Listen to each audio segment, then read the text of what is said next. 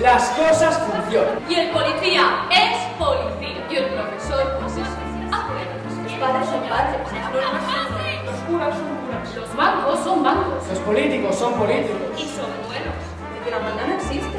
La maldad está sola. Siempre hay un día donde entiendes que al final todos morimos. Todos. Digo tú. De repente, ¡pam! Ahí está.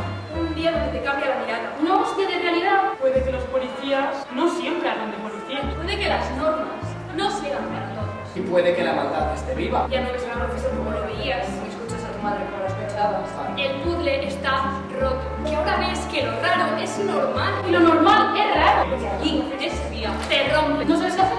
no te gusta. Te irrita. Te revienta. Te vas informando. Y hablas. Y debates. Y puede que a ti te agobie el mundo. Pero, ¿haremos algo? No solo nos quejaremos. Somos 7 jóvenes. Entre 20 y 25 años. A 53 metros de altura. A casa mandando durante 24 horas.